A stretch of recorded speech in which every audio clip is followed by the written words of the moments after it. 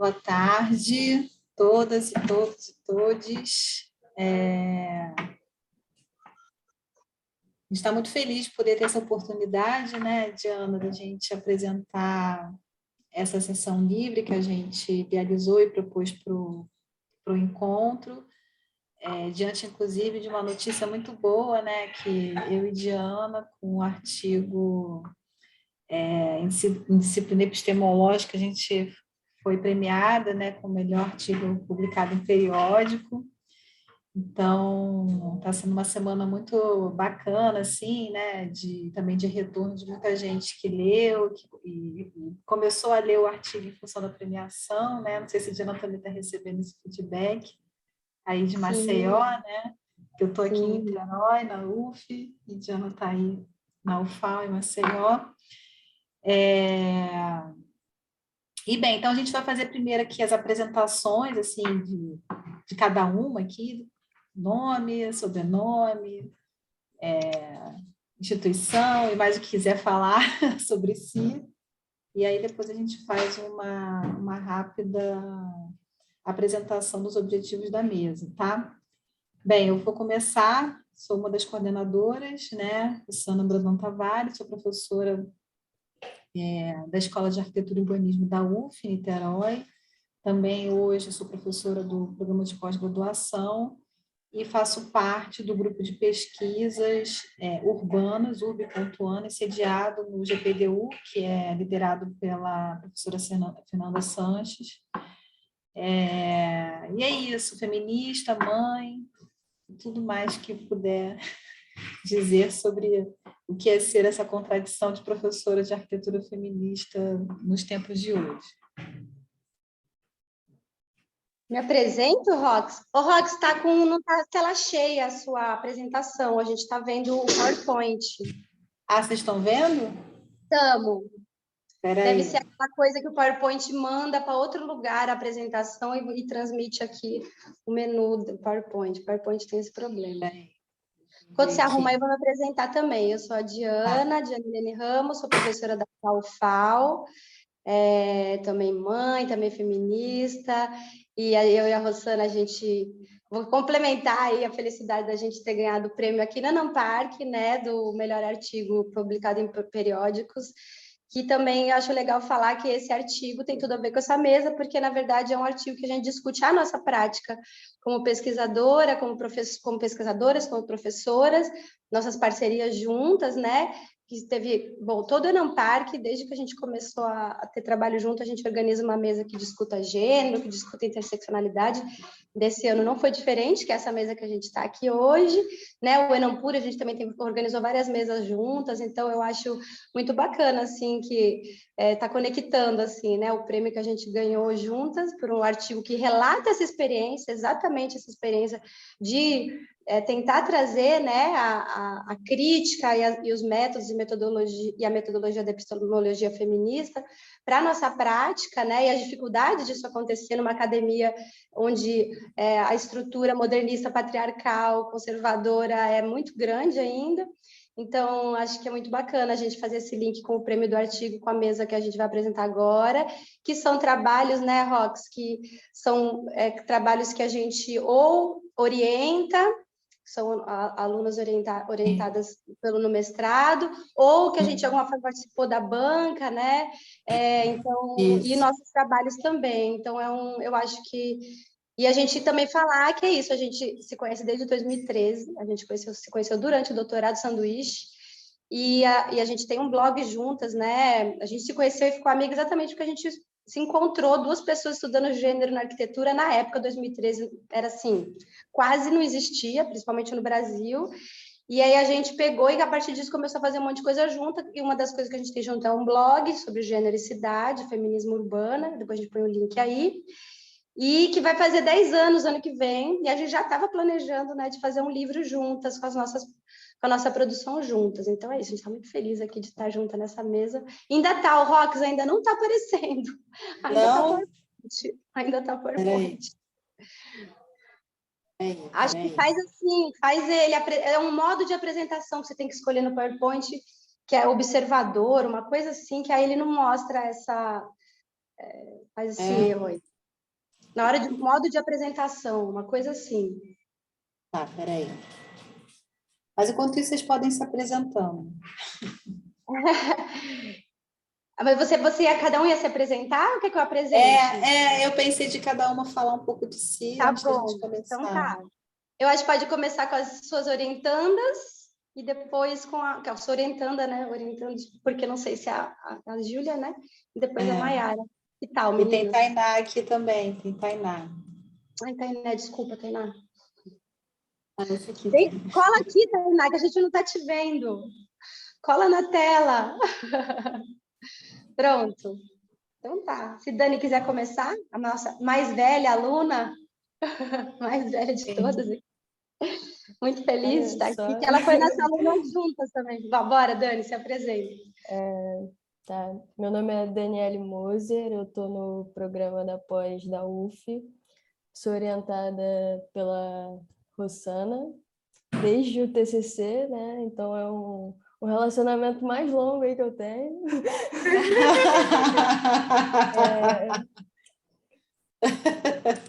E estou estudando um pouco sobre gênero, cárcere e o meu foco sempre foi fazer uma pesquisa feminista desde o TCC, então eu acho que eu venho continuando isso e crescendo nessa linha. E eu gosto muito, acho que eu me encontro também, assim como vocês falaram, porque acho que também me vejo como um corpo meio fora da norma, né, para o lugar que eu trabalho em locais muito normativos, então eu acho que isso me deixa um pouco em casa e pesquisar me deixa em casa também. É isso. Fala aí, Tainá. Eu sou Tainá, eu sou bolsista de iniciação científica aqui do Urbano, na UF. Eu comecei no ano passado, né, 2021, no final do ano passado. Então, estou aprendendo ainda com fazer pesquisa e tal. E é isso, né? Estou aqui para também aprender e poder contribuir com alguma coisa.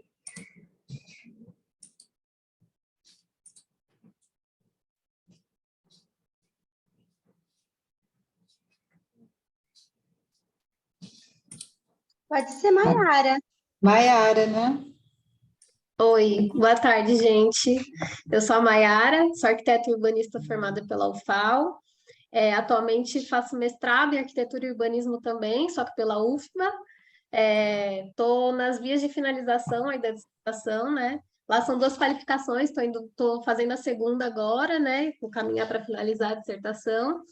E tenho pesquisado desde a graduação a relação de gênero e raça no contexto do planejamento urbano, tentando entender como isso influencia nas dinâmicas urbanas de mulheres negras, né? E agora tenho feito um desdobramento dessa pesquisa na minha dissertação, que é o que eu vou conversar hoje com vocês.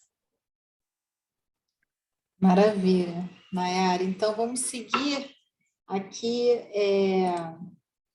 Agora dá para ver, né, gente? Certinho, mudei de programa. Ainda tá com a barra, mas tá melhor. Deixa assim, acho que tá bom. Tá. Aqui, né, são os trabalhos, né, que a gente propôs para a sessão hoje, com o título Concepções e Reinvenções Feministas da Prática à Teoria. Então, vai ter o meu primeiro trabalho aqui com Tainá, Inversões Urbanas, reestruturando perspectivas a partir da reprodução social. Depois a gente segue com o trabalho da Diana, Cartografia que virou turbante. Depois com o trabalho da Maiara, refletindo relações Ocidente e Mundo. E a gente termina com o trabalho da Daniele, os confrontos epistemológicos e as interrelações entre gênero, cárcere e cidade. O trabalho que a Júlia apresentaria seria Travessias, Passagens Subterrâneas, Insegurança Urbana, as Experiências das Mulheres no Rio de Janeiro, que é um trabalho que ela começou a desenvolver no TCC dela, na Unigran Rio, ela foi me orientando, e hoje aqui no mestrado no PPGAL, ela está desenvolvendo esse trabalho, que inclusive está disponível para acessar em função da premiação que ela recebeu em 2020, né, pela Fundação Pan-Americana, de curso de arquitetura e urbanismo, né? Acho que é isso que significa lá a sigla, que o IAB concorreu com os trabalhos como o melhor trabalho teórico de 2020. Então, para a gente falar um pouco assim... Pode ter uma sugestão. E se a gente lê o resumo dela na hora de... Só para ter Pode um ser, pouco... Que podemos tal? fazer Vamos ler o isso. resumo dela. Tá Vamos bom, fazer isso. legal.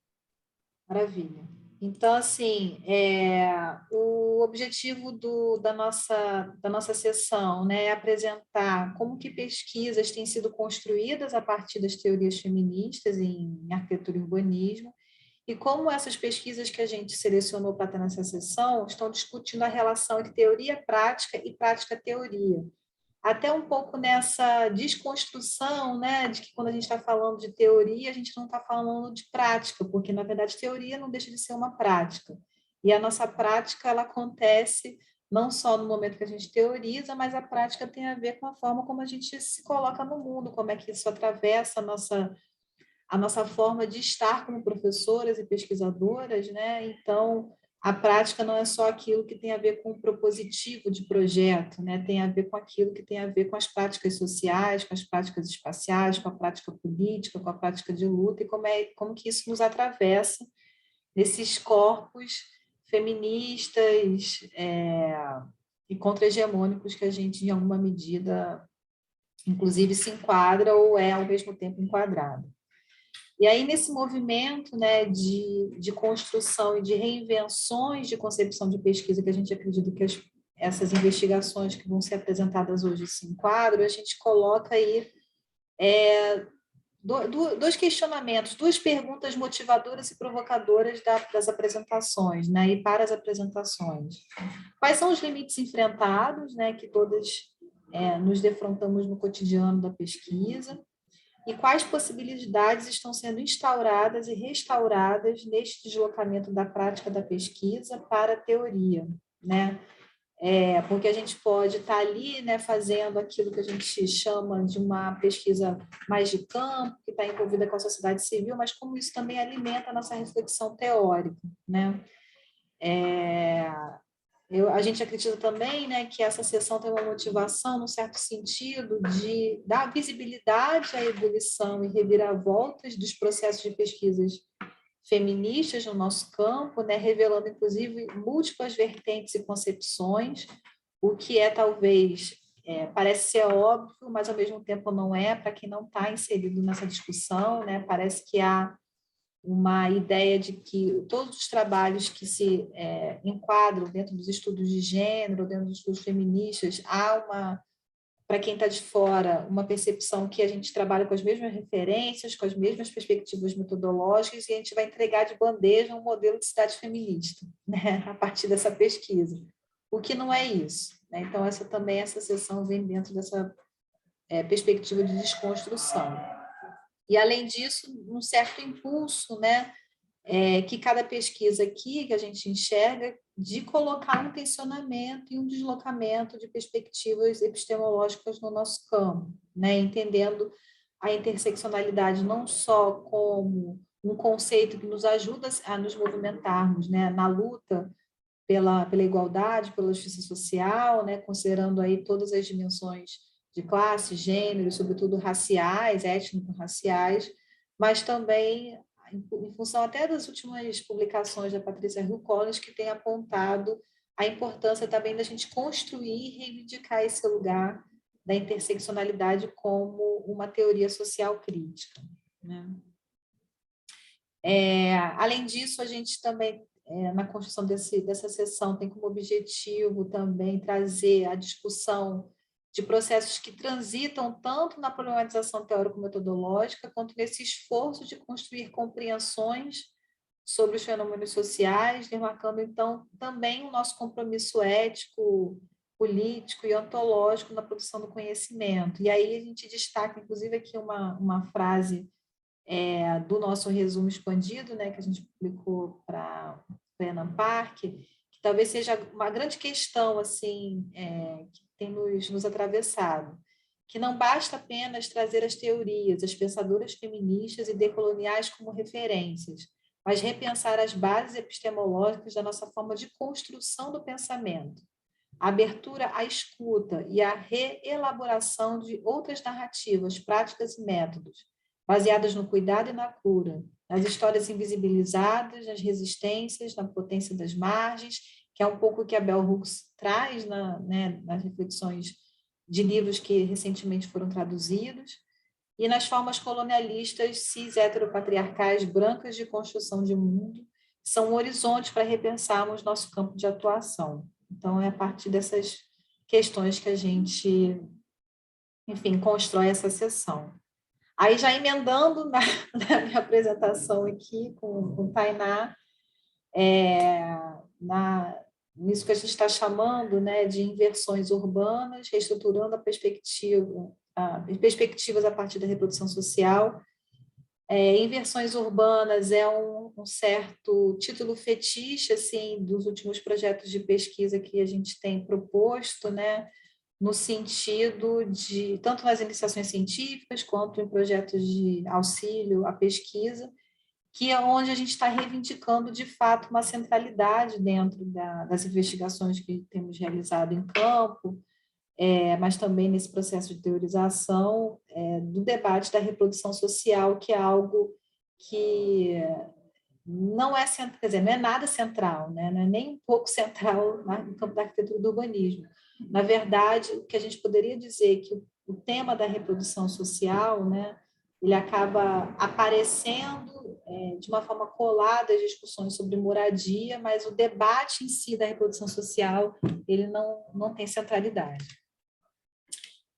Bem, e aí, assim, um aspecto importante, assim, introdutório, antes da gente trazer algumas questões mais específicas da pesquisa que a gente está desenvolvendo, e essa pesquisa aqui, eu não vou mostrar o resultado dela, porque ela ainda está em andamento, né? Mas sim essa experiência da pesquisa que está em processo, mas, ao mesmo tempo, colocando uma forma que a gente está construindo essa cartografia social, que para nós não é um resultado, né? É um processo, é um meio, uma forma da gente compreender, a partir da reprodução social, formas possíveis e inversas de análise urbana e nos territórios, né? E aí, por isso que a gente traz essa pergunta, né? Como construir inversões urbanas a partir da problemática da reprodução social?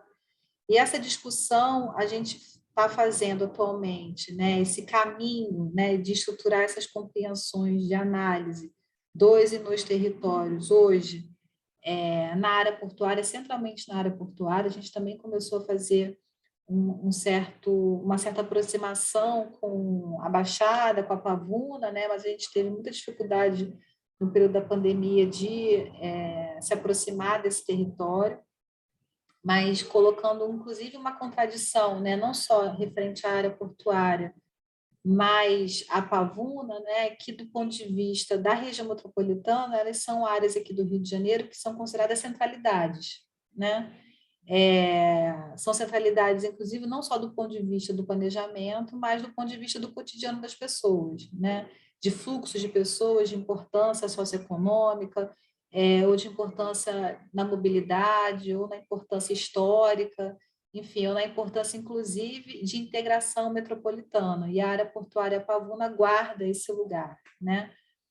E a grande contradição de serem identificadas nessas várias dimensões como uma centralidade é que são áreas que são, evidentemente, áreas de moradia e extremamente precárias, né? E quando a gente fala no nosso campo do planejamento urbano e do urbanismo, quando a gente fala em centralidade, há uma certa ideia do senso comum que a gente está falando de um lugar minimamente estruturado, né? Minimamente que haja algum tipo de qualidade urbana como característica importante dessa centralidade, o que não é o caso dessas duas regiões do Rio de Janeiro.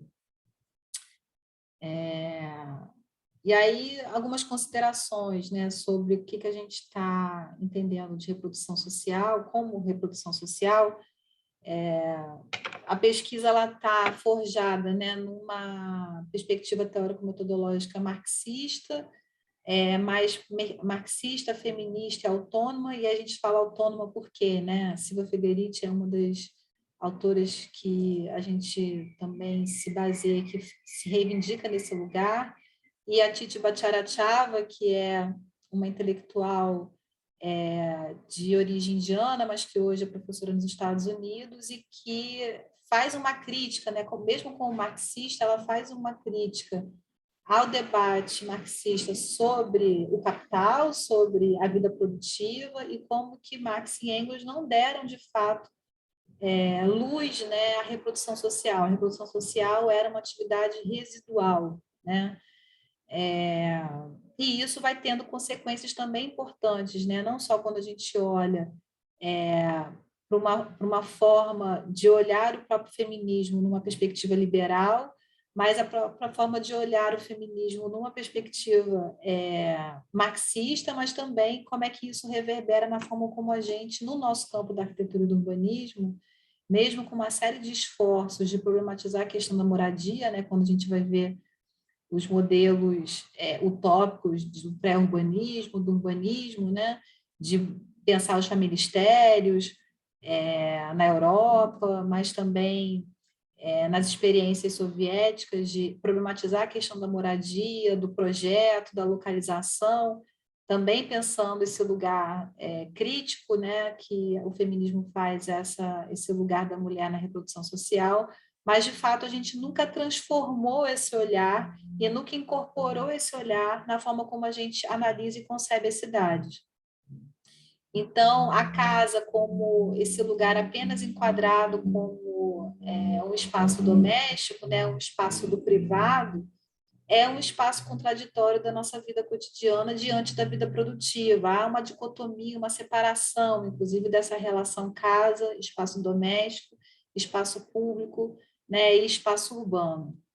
É um lugar que, por conta disso, né, ao longo da história, se constrói como um lugar de um trabalho solitário das mulheres, né, da exploração, das regras da heteronormatividade, então por isso que também é o lugar onde se concentra o maior percentual de violência, né, contra as mulheres, tanto para aquelas não remuneradas, né, então mães, donas de casa, enfim, quanto para as remuneradas, as domésticas, né, isso também a gente não pode perder essa dimensão. E aí, como consequência, e aí isso a gente pode ver para todo lado, né? Isso não é só para a arquitetura do urbanismo, a gente pode ver isso em grande parte nas reflexões sobre cidade, mas também no nosso dia a dia, nas pessoas, como a gente se relaciona, né? Na vida comum, que as análises e concepções de cidade sempre vão pensar o espaço a partir da vida produtiva, né? E aí essa questão, né, do espaço urbano, isso vai reverberar de uma forma quase que natural, né, e talvez não perceptível para muitos, que o conceito de espaço urbano ele acaba sendo entendido apenas na sua dimensão pública, como se o urbano fosse sinônimo de espaço público, como se o espaço privado, doméstico, né, e até mesmo o espaço institucional não fizesse parte do espaço urbano. Então, por isso que a gente coloca o privado, né? E aí, como que essa dimensão, inclusive pública, atravessa o privado, porque, de fato, ele atravessa. A violência, ela acontece, e a forma de colocar a mulher nesse espaço solitário de exploração do seu trabalho doméstico, ele é legitimado pelo público, né? Ele não está só reservado ao privado. Então, é uma relação dialética, né, que a gente não pode deixar de considerar. Então, essa pergunta, há uma separação, né? De fato, não há uma separação. Por isso, a gente se questiona, né, de como que essa invisibilidade do trabalho reprodutivo das mulheres no espaço doméstico e no público, porque o trabalho reprodutivo ele não se concentra apenas no espaço doméstico, né? Nas nossas cidades, deixa de lado não só a sobrecarga do trabalho, mas dificulta a gente, inclusive, formular determinadas perguntas, como quais são os impactos na sua vida urbana e no seu corpo diante dessa precariedade, não só habitacional, mas essa precariedade urbana, que é sempre traduzida como a precariedade do espaço público, né? A Titi Bhattacharya, inclusive, ainda desenvolvendo uma reflexão sobre isso, né, no contexto de pandemia, ela vai falar que a pandemia, inclusive, sobretudo lá em 2020, né, expôs a necessidade cada vez maior, né, de salvar e sustentar as vidas, e que isso acontece, sobretudo, na vida da reprodução social, né, que parte do doméstico, do privado, ao invés de se concentrar em salvar a economia ou os lucros perdidos, né, e isso foi, na pandemia a gente viu uma disputa de narrativa sobre isso, né, aqui no Brasil, sobretudo, com o presidente derrotado nas eleições, e isso também acaba ilustrando para nós aqui, arquitetas, né, e arquitetos, o desafio da gente pautar a discussão sobre moradia, e aí um desafio de debater a questão da moradia para as mulheres como direito à cidade, né, e que não é apenas uma retórica, mas como é que isso ultrapassa, mas também atravessa o debate da produção da habitação popular e da própria política habitacional.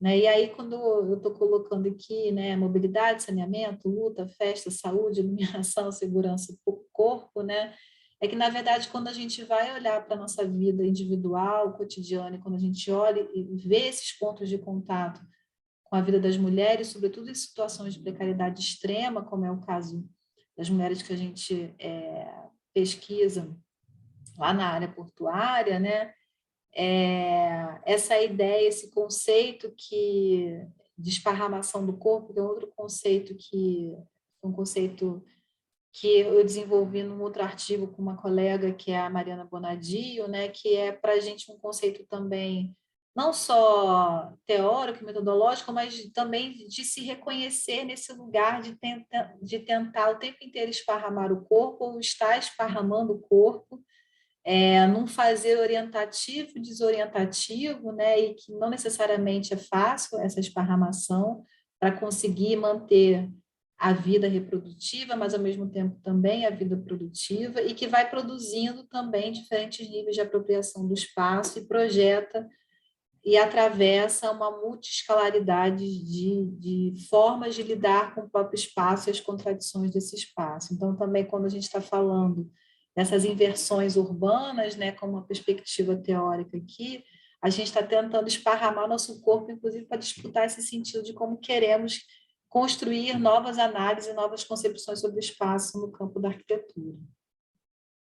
Então, por isso que a gente propõe a ideia de inversão analítica de concepção do espaço urbano, do lugar, né, e das práticas sociais dos corpos, que seria, então, essa forma de esparramar os territórios, né, o nosso corpo-território.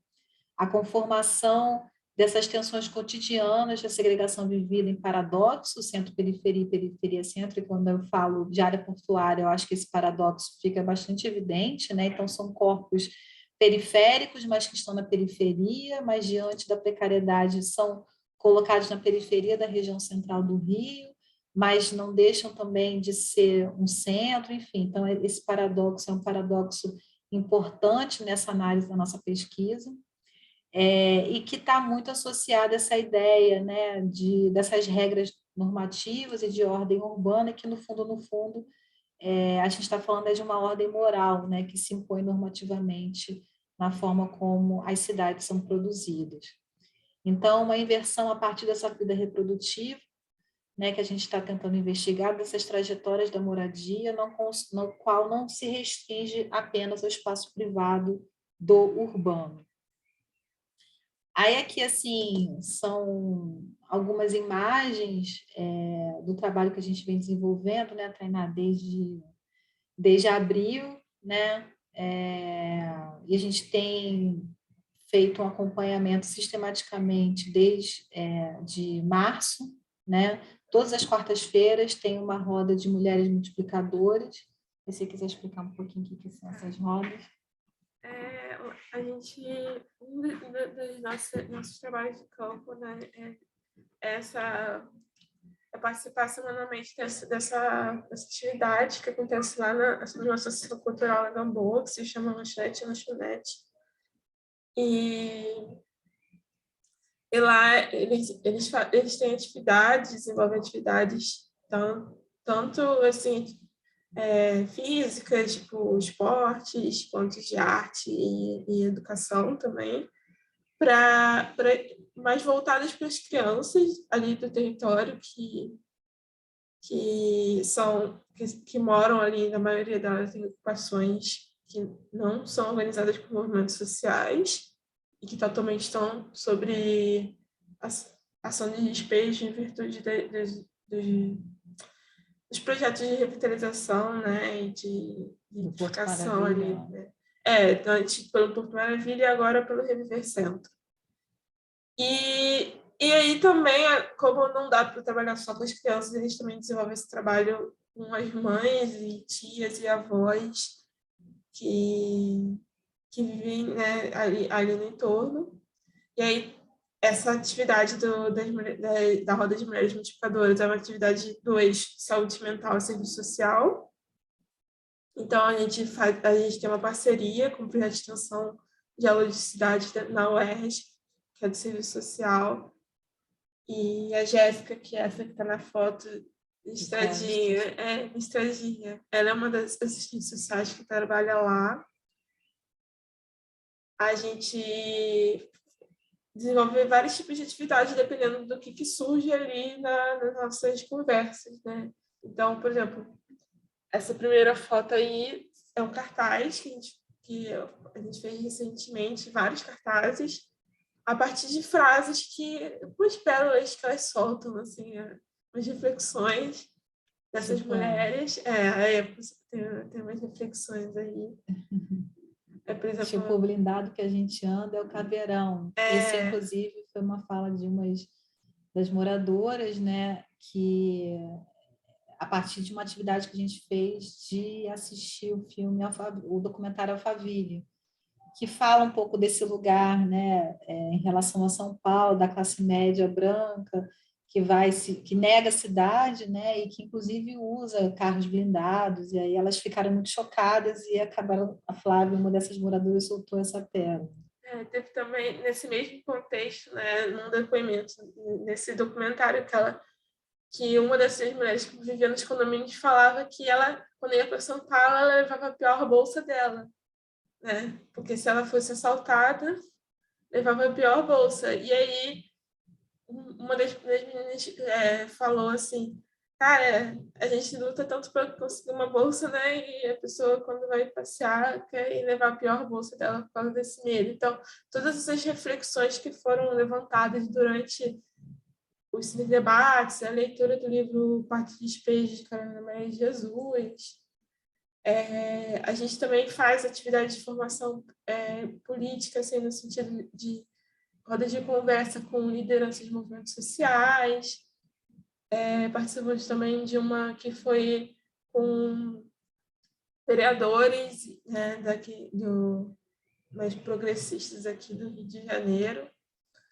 E tudo nessa intenção, assim, de compartilhar essas histórias e aprender um pouco mais, né? Sim. E voltadas mais para o que está surgindo ali no momento que está mais aparente, né? No momento são essas ações de despejo lá na região. E por isso a gente fez essa atividade também de lambe-lambes, né? Colagem de lambe-lambes, que é essa foto na direita. E esses lambe-lambes eles foram produzidos a partir de material do NAJUP, que é um projeto de extensão da FRJ, do Campo do Direito, e eles informam sobre o que fazer no caso de despejo, antes, durante, depois de despejo, assim, quais são os seus direitos, né? A quem você pode recorrer, pedir ajuda, nesse sentido, assim. E a gente também, junto com ela, a gente decidiu onde a gente ia colar esses cartazes. Então, um dos lugares era pontos de ônibus, supermercados, as ocupações que tinham ali, tem várias ocupações no entorno. E ao longo desse trajeto, quando a gente ia colando, a gente foi tirando fotos. E uma das decisões que a gente queria fazer era que essas fotos fossem analógicas, porque quando a gente faz essas fotografias, elas que tiravam as fotos e esse trabalho de computador, assim, não se encaixava ali naquele contexto. Então, a gente escolheu tirar essas fotos Polaroid que a gente podia revelar ali na hora e trabalhar em cima dessas fotos ali na hora mesmo, né? Numa coisa mais artesanal. E trabalhamos em cima desses mapas que estão aí apresentados, também riscando eles, né? Isso foi ontem, aliás. Tá vendo? Exato. Isso foi ontem que a gente fez essa atividade de cartografia com elas, tentando identificar nos mapas essas ocupações, esses espaços que eram mais importantes, mais relevantes para a vida delas, e esses deslocamentos que elas fizeram, né? Tinha uma das frases lá que a gente passou, pode voltar, que chega aqui em Niterói, Morro do Cavalão, Gamboa, Niterói, Viaduto Bumba, Gamboa do Caxias, agora Habib's do Santo Cristo. Algumas delas vieram de vários lugares diferentes, então tem gente de Minas, da Bahia, e elas se movimentavam muito na cidade, assim, né? Elas tiveram outras emoções, viveram outras emoções, então mapear esses trajetos era muito importante, assim, para a gente poder manter essa história viva e compartilhar essas experiências que elas tiveram com outras pessoas também que estão vivendo a mesma coisa hoje. Bem, então, assim, a Tainá falou um pouco, deu esse resumo, né, do que a gente vem desenvolvendo, e a gente, de início, né, como ela falou, a gente só começou a usar essas imagens de satélite, né, que é uma forma de cartografia que a gente usa tradicional no nosso campo, só agora, né? Mas a gente, para quem não está atento, assim, não está participando da pesquisa, ou inclusive não está habituado a esse debate sobre a cartografia social ou outras formas, inclusive, de representar os processos sociais, os fenômenos sociais, a gente considera que a gente já está fazendo uma cartografia desde abril, né?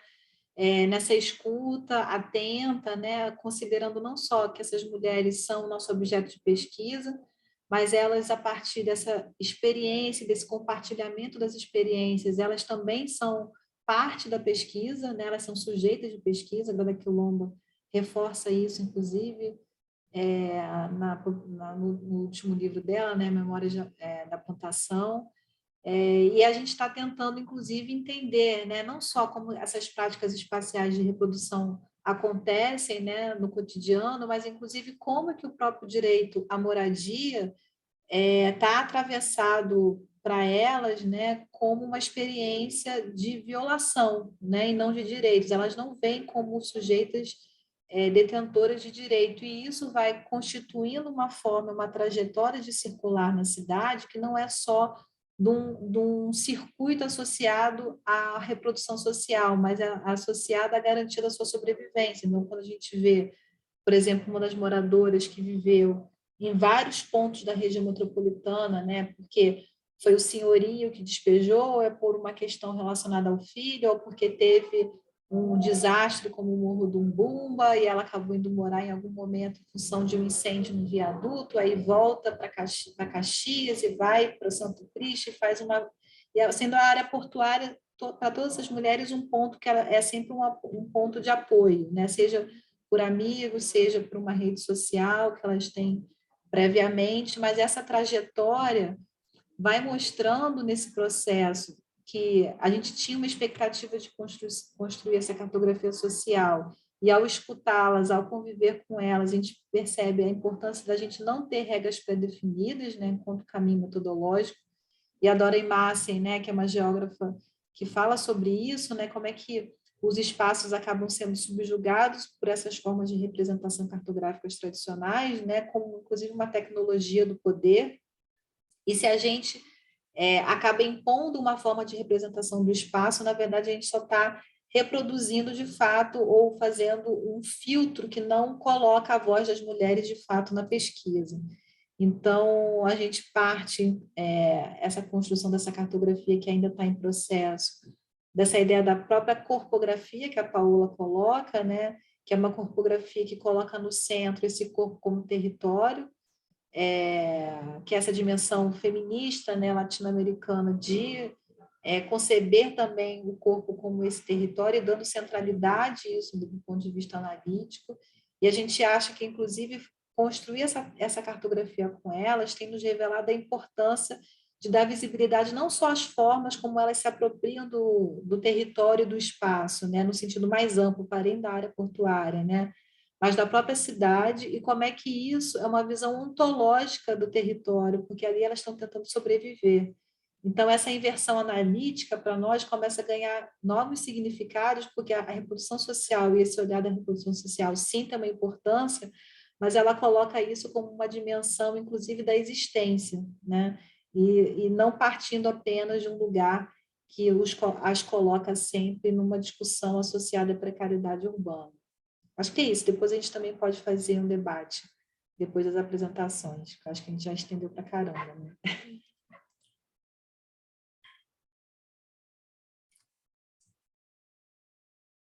Digo, você quer ficar por último, né? Vamos ver Tá. se de repente a Amanda consegue chegar, sabe? Então, de repente, Tá. não me deixa por último. Se a Amanda Então, conseguir pode ser chegar. Maiara agora. Uhum. Oi, vou colocar aqui.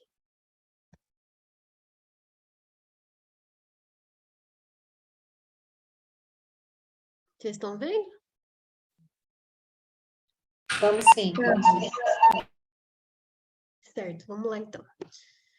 Obrigada, gente, pela oportunidade de estar aqui na mesa, né? Começar agradecendo por essa conversa, por essa troca. É muito importante, principalmente para mim, né? Que estou nesse processo de escrever a dissertação, então essas trocas sempre são importantes para eu ir escolhendo os caminhos, né? E criando maturidade na pesquisa. Essa pesquisa... eu vou pedir desculpa também que eu estou um pouco gripada, então pode ser que eu comece a tossir enquanto eu estou falando aqui. Essa pesquisa, ela é um desdobramento de uma pesquisa que eu comecei durante a graduação, né, que eu apresentei no meu trabalho final de graduação. Nesse trabalho, eu fiz um diagnóstico da cidade de Maceió, que foi onde eu me graduei, pensando a experiência das mulheres negras a partir de alguns eixos, né, e criando, então, um diagnóstico para pensar quais seriam as demandas e as necessidades das mulheres negras, entendendo como raça e gênero vai incidir na forma como elas se deslocam e vivenciam a cidade, né? E como as violências advindas disso também vão impactar nessas dinâmicas urbanas. E aí, no final desse diagnóstico, depois de entrecruzar dados, entrevistar mulheres e criar alguns mapas evidenciando, né, na malha urbana como se dá essa relação de gênero e raça, eu estabeleço algumas diretrizes, proponho algumas políticas públicas, pensando, então, estratégias para criar cidades que visem a equidade racial e de gênero. E aí, quando eu termino esse trabalho, que foi muito importante, eu percebi que eu tinha feito um trabalho que era pertinente, era muito importante, mas eu tinha ficado muito numa lógica de descrever essas necessidades e as violências vivenciadas por essas mulheres, o que por si só é um trabalho muito pesado. E aí eu decidi, então, nesse segundo trabalho, né, na continuação dessa pesquisa, tentar pensar uma perspectiva que visasse as potências, as estratégias de resistência e trouxesse um discurso que não fosse por uma lógica colonial, digamos assim. E aí, então, eu tento me afastar da neutralidade que na verdade não existe, né, em nenhum trabalho, mas enfim, eu tento me afastar dessa neutralidade no meu discurso agora nessa pesquisa do mestrado e escrever uma dissertação que conta uma narrativa da minha própria família enquanto grupo focal, né? Então eu faço investigações familiares e aí busco traçar então uma narrativa contra-colonialista, tentando entender quais são as percepções de mundo das mulheres negras que estão informadas por estratégias de resistências que sejam ancestrais e que servem para a manutenção, então, de um povo quando o Estado geralmente negligencia, né, essas demandas desse grupo social, enfim, ou não se faz presente, né? E aí, então, eu crio essa dissertação, que estava com um nome ali na apresentação que a Rosana passou, e agora eu já mudei de lá para cá. Agora o título está Construindo Narrativas Contra-Colonialistas, Retratos das Percepções do Ocidente e Mundo na Existência das Mulheres Negras. E daí, como eu falei, é uma investigação muito familiar, né? Também por conta desse trabalho ter acontecido, ter se iniciado, né? quando a pandemia começou, então acho que foi uma escolha estratégica também utilizar a minha família como grupo focal, e também por uma vontade muito pessoal minha, assim, de conhecer mais sobre a história da minha família, assim, até onde eu conseguia chegar, né, pelos registros, entendendo que os registros oficiais, eles não dão conta, assim, de relatar essas histórias, né, e que eu precisei buscar muito mais informações no acervo pessoal mesmo da minha família, no acervo fotográfico da minha tia, que é entendida como a matriarca da família, então, assim, ela foi, acho que a principal referência, ela e a minha mãe são as pessoas que vão me trazer as principais histórias que eu conto aqui nessa dissertação, por meio de alguns contos mesmo, de escrevivência, e aí eu vou contando o que elas aprendem com as mães delas e com as vós, e o que elas ensinam para mim, né? E a partir disso eu vou entendendo que existem visões de mundo aí que não estão informadas só por uma lógica ocidental ou hegemônica de entendimento de mundo mesmo.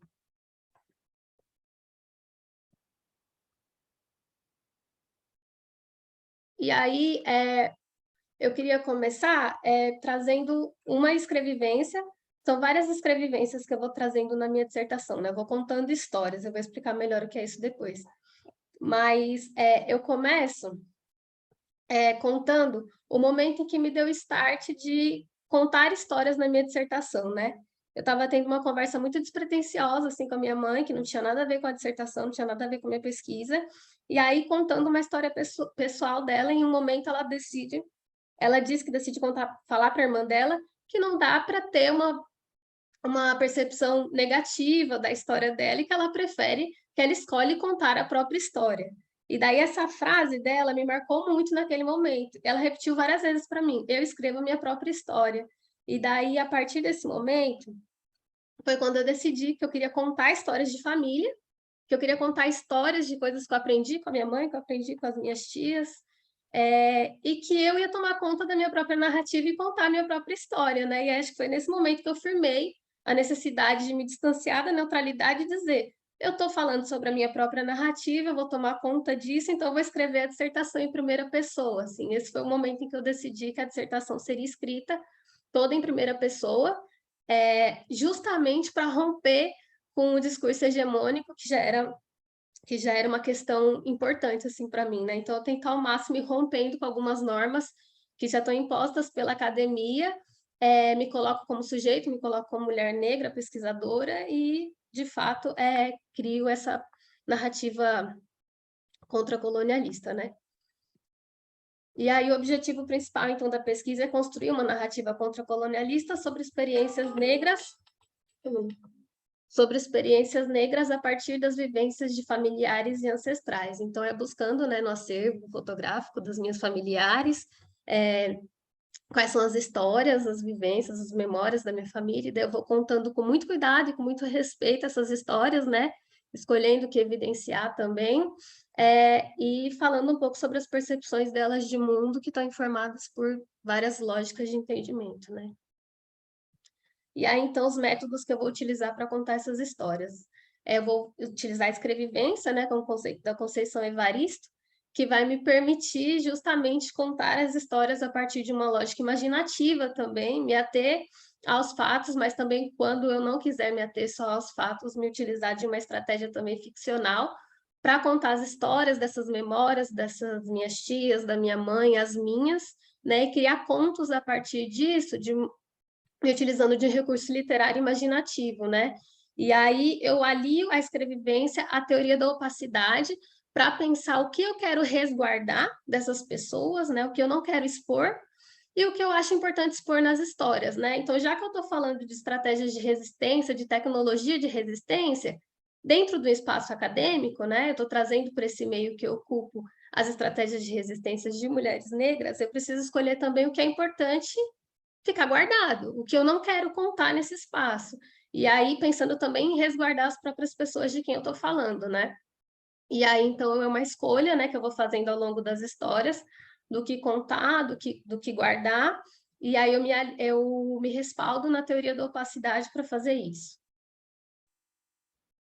E aí eu vou contando algumas histórias ao longo da dissertação, né? Eu não vou conseguir contar todas aqui, são muitas histórias, a dissertação é cheia de histórias, mas são elas que vão guiar a minha pesquisa, a minha investigação, e daí eu começo a investigar a árvore genealógica da minha família, tentar entender, né, até onde eu consigo chegar, de onde a gente veio, enfim, a história dos meus avós. E daí eu vou enxergando, assim, nos discursos, né, de maneira implícita, algumas questões, assim, né, que eu fico pensativa sobre, né.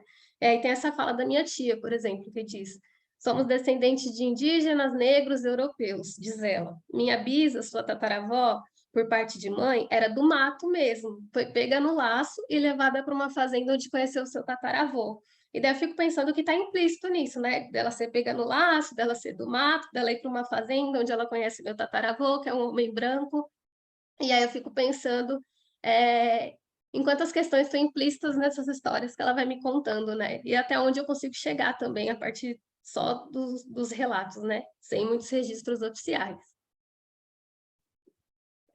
E aí, então, eu vou junto com a minha tia, né, investigando as fotos, e ao passo que a gente vai olhando as fotos, ela vai me contando as histórias. Essa é uma foto dos meus avós maternos, e aí é o local de mais ou menos de onde eles vieram, e também isso é uma escolha minha, não ficar evidenciando todos os locais, então eu não... Oi, meu nome é Cid. Em que posso ajudar? Eu não sou muito específica sobre os locais, assim, eu não vou falar muito sobre os locais onde eles estão, em São Paulo, os locais de onde eles vieram, assim, justamente para resguardar algumas coisas. Então, eu vou camuflando algumas questões. Mas eu vou, né, juntando, assim, os locais que ela vai olhando, vai remetendo algumas histórias, daí eu vou puxando essas histórias, vou juntando com as histórias da minha mãe. É meio um trabalho, assim, é meio que um trabalho de montar um quebra-cabeça, assim, eu vou juntando pecinhas, né, os fragmentos das memórias da minha mãe, da minha tia, as minhas, o que eu já ouvi falar por parte de algumas pessoas, e vou conectando essas fotos e criando histórias a partir disso. E aí eu vou contando um pouco sobre os trajetos, né, sobre os percursos, para onde essas pessoas foram, onde elas se desencontraram, onde elas se encontraram novamente, né? E aí, a partir desses percursos, eu vou contando muitas histórias que envolvem as estratégias dessas pessoas, né? Por exemplo, a ideia de sair de alguns lugares, né, do êxodo rural, em busca de melhores condições de vida, que é um discurso muito presente, assim, para algumas pessoas da minha família. E aí eu vou contando sobre essas histórias, né? Ao passo que eu vou fazendo as colagens também, mostrando as fotos. E aí a ideia principal, né, enquanto eu estou contando essas escrevivências, é identificar, não é identificar, mas é ilustrar nessas histórias quais são as percepções de mundo que essas mulheres estão me contando, que elas herdaram das mães delas, que herdaram de outras ancestrais e que elas estão passando para frente como estratégia de manutenção da existência de um povo, né? Então, são estratégias, são entendimentos de mundo que não estão informados só por uma lógica ocidental, né? Eles estão informados por outras coisas, além de uma lógica ocidental também, né? Então, ele transita, né? Por isso que eu falo ocidente e mundo. Ele transita por outros entendimentos de mundo também, né? Transita por uma lógica diaspórica, de povos originários. Então, existe toda uma herança ancestral que está sendo passada e que eu vou identificando enquanto eu estou ouvindo e contando as histórias. E daí, então, quando eu falo da percepção de mundo delas, eu vou chamar de cosmopercepção, que é o conceito do Oyeronke, que faz muito sentido para mim, que ele vem em contraposição à ideia de cosmovisão, né? Então, quando eu falo em cosmovisão na dissertação, eu estou falando de visão ocidental, única e exclusivamente. Quando eu falo de cosmopercepção, eu estou falando de entendimento de mundo que advém de outras lógicas também, né? E aí, então, quando eu falo da minha tia, da minha mãe, eu falo em cosmopercepção. E aí, a dissertação, as escrevivências, elas são divididas em 3 partes: início, meio e início. E aí, o início e o meio estão no 2º capítulo, antes do referencial teórico, onde eu fico contando várias histórias. E aí, depois eu vou para o referencial teórico e volto para o início. O último capítulo chama início, de novo, e aí ele vai falar sobre escrevivências que contêm estratégias de cura, né? É uma parte da dissertação que é só sobre cura. E aí a ideia é falar sobre como esses espaços coletivos, né, como a sala da minha tia, como a cozinha dela, que recebe todo mundo e está aberto o tempo todo, é entendida por mim e por muitas pessoas da minha família como um espaço de cura, que é um espaço de reunião, e que está aberto para todo mundo o tempo todo, sempre. E aí, eu vou falando sobre esses espaços e vou contando nessa parte da dissertação quais são as coisas que, de fato, elas me contam que aprenderam com as mães e quais são as coisas que eu aprendo com a minha mãe, principalmente, né? Sobre conversas muito despretensiosas que eu tenho com ela no dia a dia e que me ensinam muitas coisas. Então, aí eu vou contando, por exemplo, sobre como a minha mãe conta do cuidado que a mãe dela tinha com o cabelo dela e como isso ensinou para ela que o cabelo dela era importante de ser cuidado, enfim, era bonito. Eu vou contando sobre como a minha tia aprendeu com a mãe dela, sobre como plantas eram remédios, e daí ela vai descrevendo uma série de plantas que ela aprendeu que eram remédios, e daí ela conta que até a determinada idade ela nunca tinha ido num médico, nunca tinha se utilizado da medicina que a gente entende como medicina ocidental, né? E daí o resto a gente vai chamar de alternativo, e é justamente que eu estou fugindo, né, de chamar isso de alternativo, e aí por isso que, né, eu entendo que é uma cosmopercepção. E aí ela vai descrever várias plantas, enfim, várias ervas que ela utiliza no dia a dia dela, e vai contar sobre a importância que ela encontra nisso, e a importância que ela vê em passar isso para os filhos dela, né? Tem uma fala dela, em alguma dessas histórias, que diz sobre como ela acha importante tentar passar isso para os filhos dela e como ela tenta e como ela vê que é difícil passar, né? E daí ela vai contando sobre um senhor na cidade onde ela nasceu que benzia as pessoas e que era a única pessoa que sabia curar pessoas que eram picadas por cobras e que daí ele passou isso para os filhos, mas os filhos não passaram para frente, daí ela fica chateada contando que isso se perdeu. E ela vai problematizando essas coisas assim e diz que tem medo disso se perder também, né? O aprendizado que ela tem sobre as plantas. E daí fala também que tem muito medo de perder o acervo de fotos, porque não sabe quem vai cuidar quando ela se for. Então ela sempre vai falando sobre o medo dessas memórias, né, dessas lembranças, desses aprendizados se perderem. E daí eu acho que eu me agarro muito nisso também para fazer a dissertação, como uma forma de registrar e de manter o que ela está tentando ensinar, sabe? O que ela está tentando passar para frente, assim. E aí tem essa fala para mim que achei muito forte, assim, muito importante, quando ela diz que uma avó vai passando para outra, e dela vai descrevendo as coisas que ela aprendeu com a avó, e ela fala, eu aprendi muita coisa com a minha avó também, porque eu também convivia muito com ela, mas aprendi isso aqui com a minha mãe, isso, aquilo com a minha mãe, vai falando sobre as plantas que a mãe dela, enfim, ia ensinando ela a usar, né? E aí eu concluo, né, dizendo que então eu entendo esses espaços coletivos realmente como espaços de cura, e acho que a ideia principal, assim, é falar um pouco sobre esses espaços e a importância deles, assim, né, entendendo que isso serve, eu estou utilizando a minha família, né, como grupo focal, mas que isso é a história de muitas famílias negras, né, brasileiras. E aí eu concluo essa apresentação com essa frase que, na verdade, é o trecho, né, que abre a minha dissertação, que é: comece a história com as flechas dos indígenas americanos e não com a chegada dos britânicos, e a história será completamente diferente. Acho que é isso. Obrigada, gente. Que lindo, Maiara. Obrigada pela apresentação do seu trabalho. Obrigada. Dani, vamos? Acho que a Amanda não chegou, né? Não, ainda não. Vou compartilhar aqui a tela. Tá bom?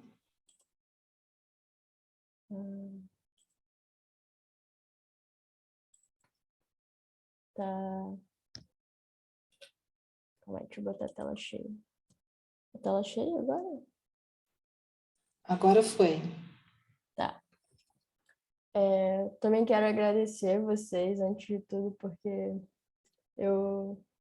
para mim é uma oportunidade, assim, primeira vez, e eu acho que eu tô toda boba aqui, assim, que eu tô participando com vocês. E, além de tudo, eu queria agradecer a Rossana também, né, porque minha orientadora está me aturando há muito tempo, então acho que ela ouve tudo que eu falo, mas também me dá muito puxão de orelha, e eu sou teimosa, então dá trabalho. Mas, enfim, vou começar aqui apresentando a pesquisa, que está intitulada aqui como Corpos que não valem a pena, os confrontos epistemológicos e a inter-relação entre gênero, cárcere e cidade, que também já mudou de nome algumas vezes, isso acho que vai continuar acontecendo até o último dia que eu entregar a dissertação, e eu tenho que, na verdade, defender agora já, então eu estou no processo bem de finalizar mesmo o texto e já compactar tudo, né, para ficar prontinho. E a minha relação com esse tema, ela começou também no TCC. Eu comecei pesquisando, na verdade, só a estrutura prisional, né, e voltado para a estrutura prisional feminina, no caso. E no TCC eu já comecei muitos conflitos assim com o tema, porque não só com o tema, e com a universidade também, a forma de ensino, a forma de produção do saber, mas com o tema principalmente porque eu fui para o tema de uma forma meio imatura, meio crua, porque eu queria falar sobre corpos feminizados no cárcere, corpos trans no cárcere, e ver como era a relação desses corpos com esse espaço. Só que eu acabei caindo numa armadilha, né, da própria estrutura da universidade de ter que fazer uma medida propositiva, de ter que não poder realizar um trabalho puramente teórico e com uma crítica e apenas isso. Eu teria que propor alguma espécie de presídio, pelo menos hipótese, né? Então eu acabei fazendo o mínimo do que seriam hipóteses projetuais e de presídios inclusivos, o que para mim não faz o menor sentido, porque nenhum presídio pode ser inclusivo, porque o que eu vejo é uma estrutura completamente segregadora, não só que afeta os corpos que estão ali dentro, mas os corpos que estão fora e o território que está fora também. E aí eu comecei a reestruturar toda a minha ideia sobre essa pesquisa. Passei uns anos afastada dela, inclusive, porque eu fiquei um pouco... foi pesado e eu fiquei um pouco saturada do tema e de não poder fazer da forma que eu gostaria.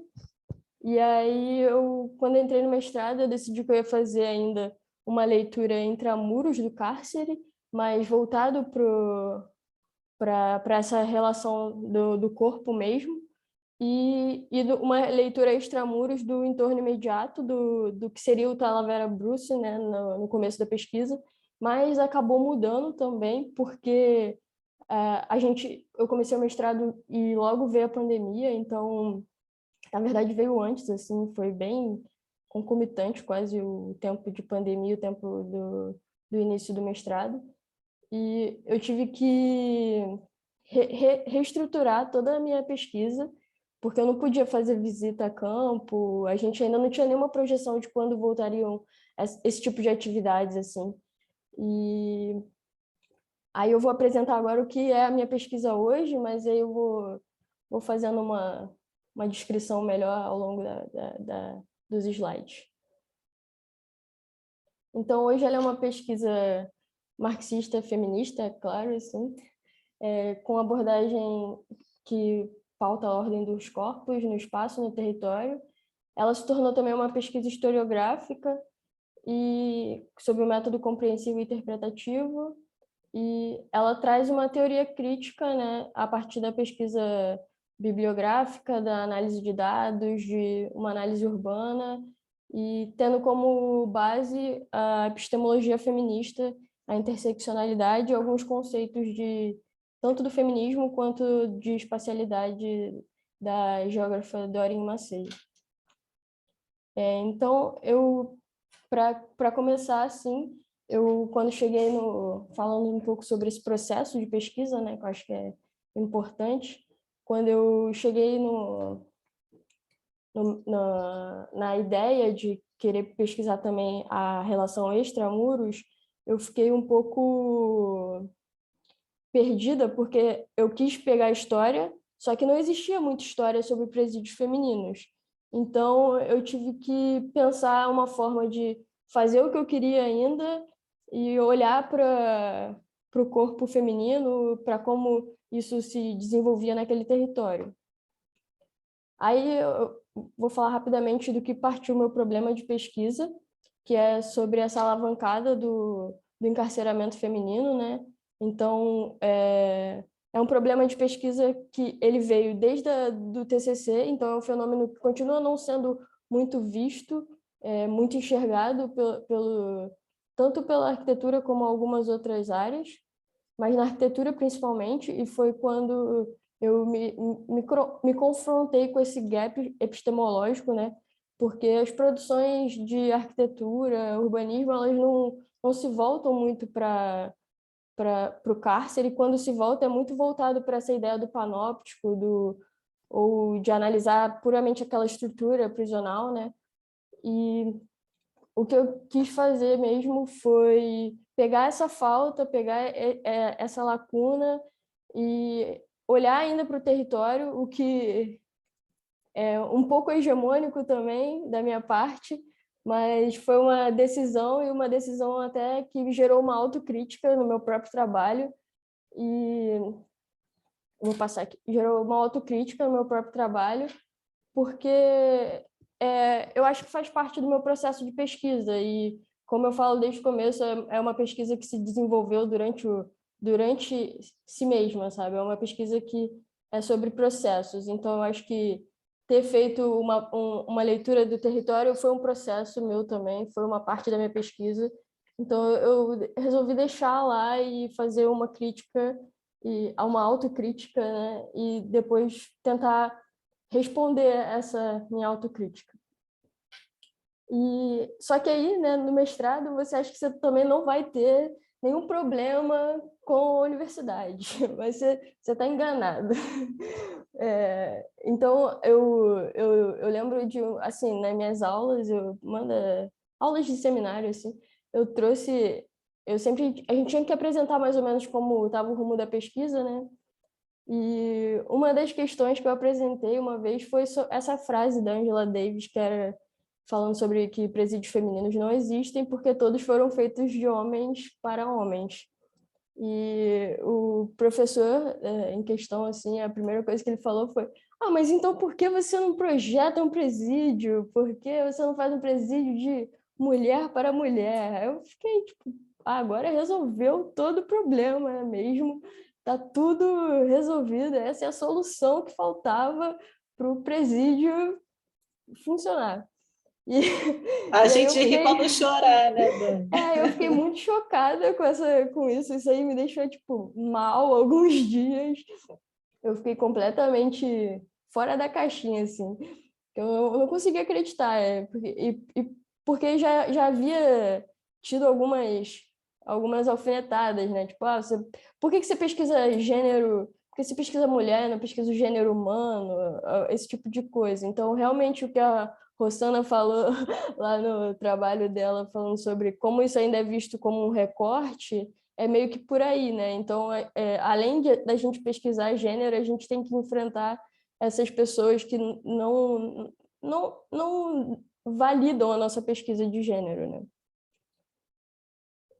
E aí, principal foi, para mim, na minha pesquisa, foi estruturar a parte da história. Então, eu acabei abandonando o meu primeiro objeto de pesquisa, que era o Presídio Talavera Bruce, e eu voltei para a história do território para falar sobre a idealização de um Estado penal, né? E como isso refletiu numa segregação socioespacial e estigmatizou um território, né? Até hoje, assim, até os dias de hoje, é um território totalmente estigmatizado pela violência, e que a solução, né, quando eles saturam o território com violência e com a ideia do crime, assim, toda, eles só empurram o problema para outro lugar. E aí tudo foi movido para Bangu, então, para Jericinó agora, no caso. E segundo, como esse espaço do crime, né, já que as mulheres eram vistas como um corpo frágil que não comete crimes, como esse espaço é construído, assim, tanto no imaginário quanto na própria atuação mesmo. E aí é uma narrativa que se constrói a partir dessa criminalidade, e então começo com esse desenvolvimento do território, né, mostrando isso, e depois desconstruindo esse próprio desenvolvimento e trazendo outros conceitos que vêm da epistemologia feminista, que é olhar para a criminalidade feminina não só a partir de meios jurídicos, mas olhar para toda uma rede de criminalização, olhar para toda uma rede de violências. Então, a gente não está falando só de crime e de tráfico, a gente está falando sobre uma estratégia, né? Uma estratégia de trabalho, uma estratégia de subsistência. Então, eu começo a trazer os conceitos da teoria da reprodução social, fazer uma revisão de como era essa leitura, né, da mulher criminosa, tipo, pelo direito positivista, como era essa leitura hegemônica. E é isso, é um contexto que ele não vai ter um ciclo que se começa e se inicia, é realmente uma rede com muitas conexões e é uma rede de violências e que não acontece só no espaço, acontece também no corpo. E aí eu faço a parte que eu faço só uma revisão histórica da idealização desse Estado penal, né, e como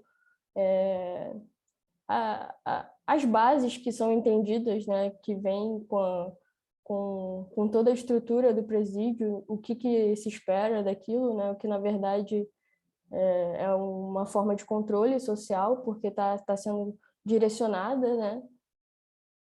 E aí é onde eu reproduzo, né, o meu conhecimento hegemônico também, e eu começo a trabalhar uma leitura do território, e foi uma forma também de perceber como dentro das produções, né, do que a gente conhece, de quando a gente vai pesquisar a história do território carioca, por exemplo, que não se fala sobre mulher, não se fala sobre nada, só sempre a gente está centrado numa leitura política, né, ou uma leitura da malha urbana.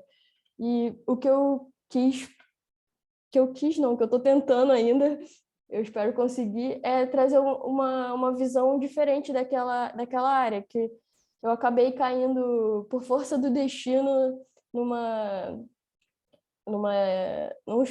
numas produções literárias da época do Estado Novo, assim, e que falam muito sobre as mulheres do mangue e fala sobre as prostitutas do mangue, que são as mulheres criminalizadas para mim naquela época, né? Para mim não, no geral. E aqui eu tenho algumas gravuras até sobre essas mulheres na época, e tem muitos poemas que trazem essa visão do espaço de uma forma diferente, é uma forma de ler o território por uma outra lente. E tem uma obra em específico, que é O Desabrigo, do Antônio Fraga, que ela narra toda a ocupação daquela área do mangue, que é a ocupação da área que confronta o presídio.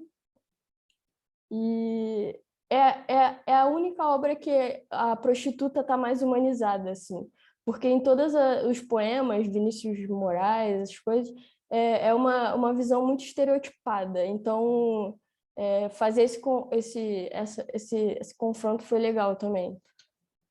E aqui eu mostro um pouco do processo mesmo da pesquisa, que foi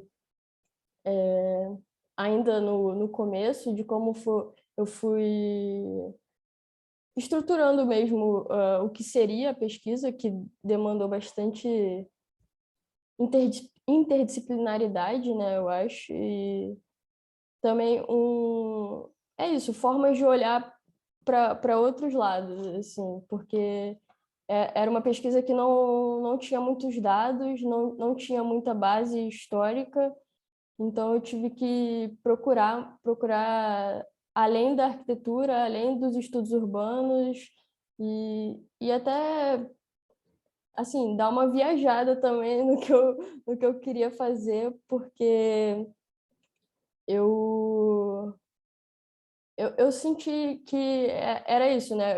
Eu acho que é um lugar de falta, e como a pesquisa é um reflexo do pesquisador, eu acho que eu acabei absorvendo isso, e eu falo muito sobre o não lugar, né, com os meus amigos, assim, na vida, que é esse lugar que um corpo que não está no padrão ocupa.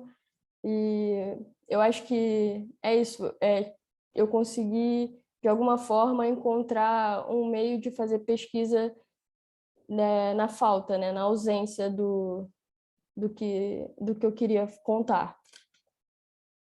E aqui eu só trago alguns relatos sobre mulheres encarceradas, de como a relação que foi construída no tráfico e como isso tem a ver com o espaço urbano que a gente estava falando, que é o espaço público e que não é só o espaço público, aliás, que também fala sobre a casa e como muitas mulheres, né, usam a casa como depósito de drogas. Então, elas acabam sendo presas por uma atividade que é ou de mula ou de depósito, de reserva de drogas, ou até para fazer curativo, uma coisa de cuidadora assim, no tráfico. E é isso, ela reproduz uma questão social, né? Reproduz o que a gente vê normalmente, assim, que é essa posição hierárquica de trabalho, até nas profissões mais que a gente violentas, no caso. E aí eu acho que é isso, trazer esse debate do público e do privado, como eu falei, da casa, do lugar da casa, e também o do cárcere, né? Porque como instituição, onde ele se encontra? Onde encontra um lugar que não é nem é público, é também privado, porque não é qualquer pessoa que pode acessar. É um lugar que, para você acessar, você tem que passar por violências, né? Tipo, no seu corpo. Então, eu entro nesse debate também. E por fim, assim, é entrar na questão da subjetividade, das identidades, e como o cárcere ele é um lugar também que ele, ele, ele meio que permite, né, que essas identidades sejam invertidas de modo que reproduzem também a ideia da violência sobre o corpo feminizado, como, por exemplo, o homem que é feminizado na cadeia, ele é uma segunda punição, assim, né? Então, está totalmente inserido no contexto de reproduzir uma lógica patriarcal, uma lógica de ver o corpo feminizado como lugar que pode sofrer violência e trazer também o conceito de espaço. Então, aqui, mais finalizando, a partir dos conceitos que são colocados no trabalho, né, que é o conceito de espacialidade, que é ver essas inter-relações para além do território da malha urbana, então, através da literatura, olhar para a atuação da mulher no crime a partir do público e do privado, né, desse lugar da casa, e ver como tudo isso é um reflexo da reprodução social e como essa própria atividade é uma forma de se substanciar, né, de trabalho, assim. Acho que é isso. Obrigada. Obrigada, Dani. Muito bem. Um pouco nervosa. Que legal, Dani. Legal. Agora você, Hoje não vou, né? É. A Amanda não chegou. Vou projetar aqui. Eu também sou banca do mestrado da Dani. Você vê que está tudo conectado. Acabei de achar uma foto. Achei uma foto da gente, uma palestra que a Rosana deu lá na FAO, que eu tinha esquecido. Foi você e a Maiara, ou na minha disciplina. Lembra, Maiara? Nossa, eu lembrei agora que você falou. Não, eu conheci a Maiara nesse dia. Eu sabia que o rosto dela era conhecido. Pois Estava tentando lembrar mesmo. Legal. Muito legal, né? Ai, não tá aparecendo o meu... Eu vou aparecer o vídeo aqui, vou ficar de lado. Deixa eu ver se tá aparecendo agora. Desliga uma das câmeras, Gia, para você não ficar aparecendo 2 vezes. Vou desligar essa aqui. Peraí, que eu tô esquizofrênica, gente. Pronto. Vocês estão vendo a apresentação, né? Então, Vamos lá. Vou passar aqui, tô esquizofrênica mesmo. Bom, gente, então, essa aqui essa apresentação é de um projeto de extensão que a gente está fazendo, sediado na UFAL, né? A Amanda apresentaria comigo, porque ela faz parte da equipe e também da equipe de pesquisa, vou apresentar a equipe. E também é meu orientando de mestrado, meu primeiro, único orientando de mestrado. Eu entrei agora na pós-graduação da UFAL, então acho que agora vou ter mais orientandas e orientandos que nem a Rossana. E a ideia é que também participasse. Infelizmente, a Covid está voltando com tudo, né, gente? Espero que não seja igual da outra vez. E parece que a Amanda está com Covid, foi testar no postinho, não me respondeu, estava ruim já. Pena que não pode estar aqui, mas eu vou mostrar aqui a equipe toda. Então, a ideia dessa apresentação, né, que o nome é A Cartografia que Virou Turbante, vamos ver por que é esse nome, Relações entre Tecnologia, Corpo e Território.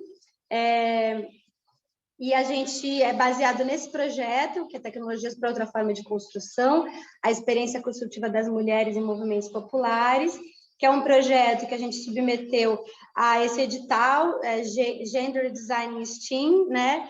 Que é dizer design e gênero para países de pequena e média renda, né? Na área das ciências, tecnologia, engenharia, artes e matemática. Então, a Faculdade de Arquitetura da UFAL, na verdade, ela ainda não é oficial, mas o nome correto seria FAUD, porque são 2 cursos, arquitetura e design. Então, a gente juntou com o pessoal do design para se inscrever nesse projeto, e a ideia de juntar arquitetura com design foi, e nossa experiência, né, com movimentos sociais das pessoas da equipe, foi estudar canteiros de obra. Então, estudar canteiros de obra de movimentos sociais, né, a gente sabe que os movimentos sociais, a maioria dos integrantes são mulheres, o que acontece muito nesses canteiros de obra, que são espaços hegemonicamente super masculinizados. No caso desses canteiros de obras de movimentos populares e sociais, as mulheres são, às vezes, uma maioria, quando não metade, no mínimo, o que implica numa transformação desse ambiente de trabalho, né? E a gente queria investigar, né, o que tem, o que elas estão trazendo de formas diferentes de trabalhar nesse ambiente a partir dessa outra maneira de ver o mundo, esse outro corpo, essa outra lugar que as mulheres estão no mundo ali, nos canteiros de obras. Então, essa era a ideia, e aí mudou tudo, vocês vão ver. Mudou tudo não, continuou, mas transformou muito o que a gente pensava que ia ser esse projeto, né? Então, a proposta que a gente submeteu ao edital foi de produzir uma espécie de manual, um livrinho, que ia ser sistematizar o que essas mulheres estavam produzindo no canteiro de obras e também uma maneira tanto de, igual a Mayara estava falando, né, como a academia também pode ser esse lugar de síntese, né, para essa forma de produção de conhecimento que é escrita, né, que não é oral, essa forma de produção de conhecimento da academia, né, de saberes que são guardados e transmitidos de outras formas e por causa das mudanças do mundo, que eu acho que a Mayara apresentou isso muito bem, ou da consolidação do capitalismo, eles acabam não conseguindo ser passados mais da forma que eram passados antes, né? Então, legal a importância da academia nesse sentido, concordo total com você, Mayara. E aí a ideia era isso, e a gente tinha pensado em fazer um manualzinho, onde ia ter sistematizado essas tecnologias que elas estão criando, ou resgatando, e isso é uma forma tanto de sistematizar como você poder ser multiplicado, porque a ideia a gente botou lá para imprimir e distribuir esse manual com essas tecnologias que elas estão desenvolvendo nos canteiros para outros lugares. Bom, esse era o projeto que a gente submeteu, a gente foi selecionado, 20 projetos no mundo todo dos países de pequena e média renda, né? Enfim, mas no mundo todo dos países do sul, vamos dizer, né? E era muito bacana, a ideia era ser tudo presencial, a gente ia ir para o Canadá, mas aí veio a pandemia e ferrou tudo. Mas mesmo assim era legal online, essa aqui é uma das A Ana Falu era uma das pessoas que também tinha um projeto, viu, Rox? Um projeto lá na Argentina. Emoção, tá com ela na mesmo espaço, assim. Mas vários pesquisadores, assim, do mundo inteiro, muito legal, gente da África, vários países da África, da Índia, da China, sabe? E vários países da América Latina também, entre eles o Brasil, 20 projetos no mundo todo. Foi muito legal essa experiência também de estar junto. Eu vou falar rápido, gente, porque é gigante meus slides aqui. Essa é a nossa equipe, né? Então, a nossa equipe era uma equipe também, além de transdisciplinar, no sentido que tinha desde arquitetas, até engenheiras, até designers, né? Também a nossa equipe integrava territórios diferentes, né? Faculdades diferentes, então, professoras da UFAL, mas também a Amanda, que é do NIDES, da FRJ, Caia, que é da FAUSP, a Bruna, que é da FABC, né, todas que trabalhavam em canteiros de obra, né, então pessoas que já trabalhavam com grupos em canteiros de obra bem feminilizados e que poderiam agregar o projeto, e professoras lá da UFAL.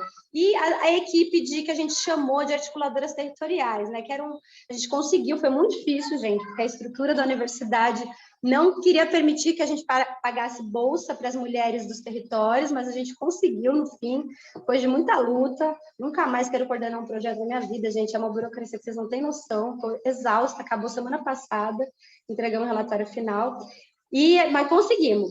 E elas são 3, a gente chamou de articuladores territoriais, que eram 3 bolsistas dos territórios que receberam uma bolsa. Lógico que participava a comunidade inteira, mas a gente pensou que seria legal remunerar uma pessoa que ficaria responsável por integrar esses encontros dessas equipes de pesquisa. O nosso projeto também era para encontrar todo mundo,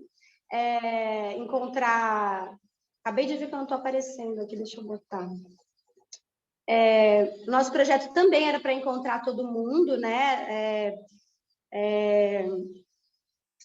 Não vai dar para resolver, gente. Na transmissão do YouTube não está indo a minha apresentação, porque o coisa não mostra. Acabei de ver aqui. Que pena, né? Agora vai ser assim, fazer o quê? Desculpem aí quem está na transmissão, não tem o que fazer. A não ser que eu transmita também lá. Então, mas vou falando aqui enquanto isso.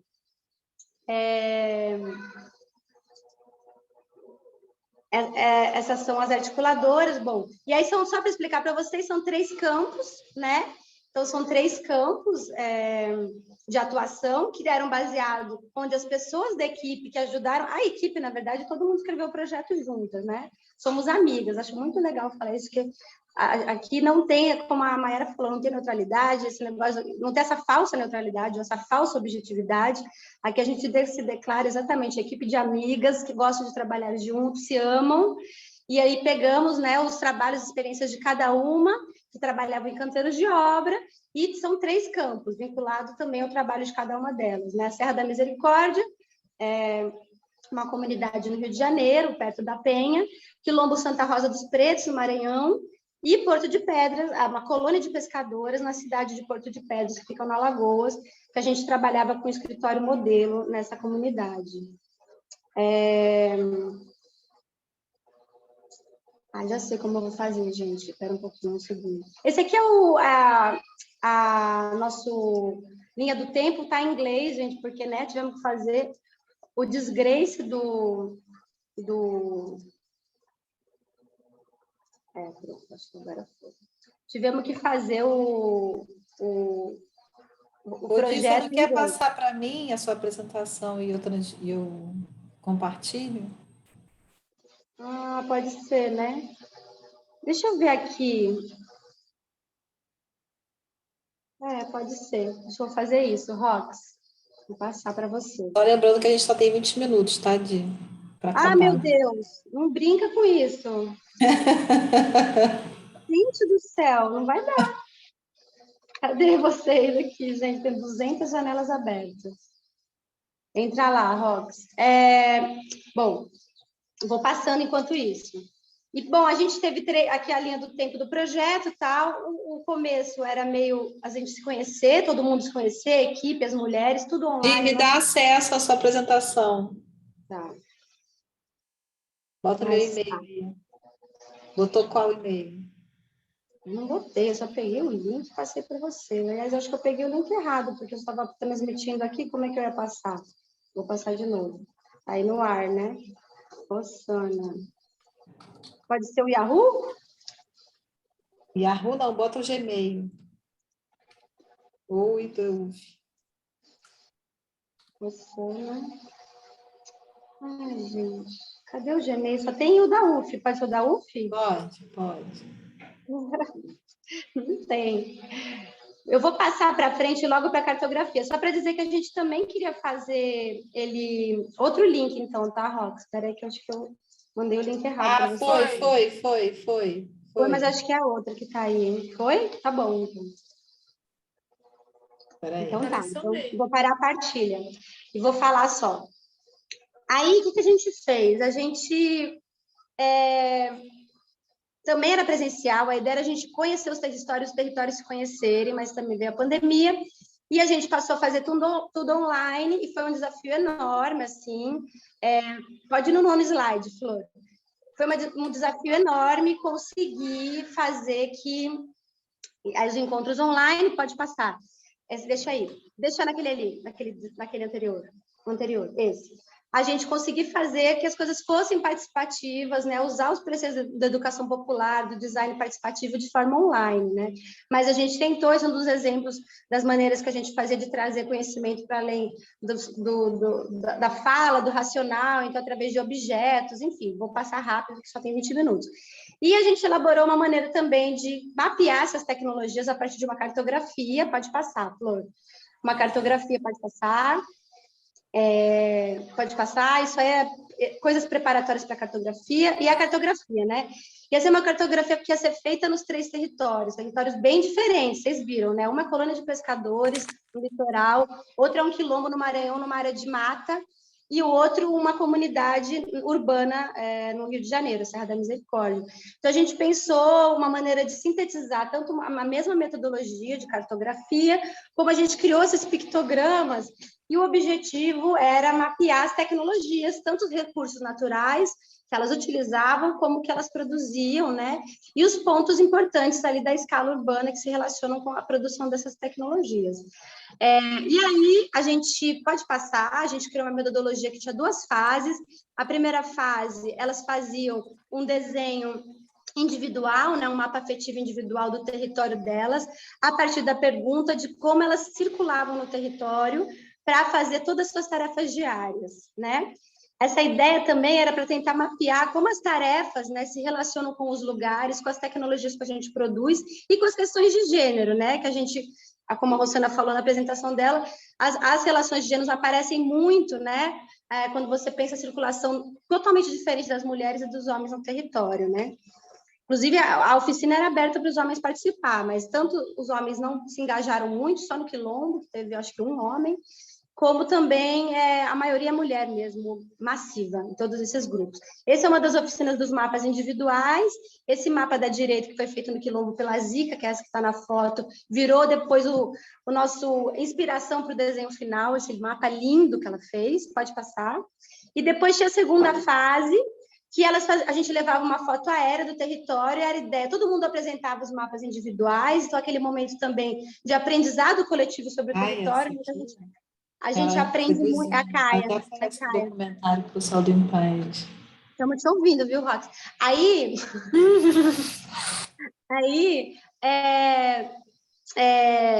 levava essa foto aérea e, a partir das apresentações dos mapas individuais, elas construíam um mapa coletivo, né? Então, é aquela ideia de partir da apreensão individual, aprender com a apreensão individual da outra sobre o território para construir um mapa coletivo e mapear as tecnologias.